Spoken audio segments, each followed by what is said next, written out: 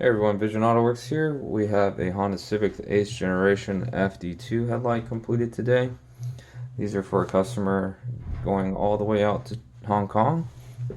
We use the Mini H1 by Xenon projectors here for this retrofit.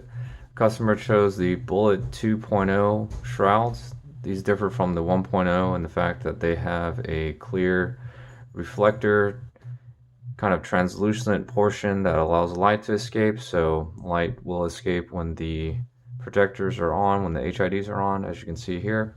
And we also chose to add in a free set of white LED halos that backlight the shroud, so even with the HIDs off, shown here, you can still see the backlighting.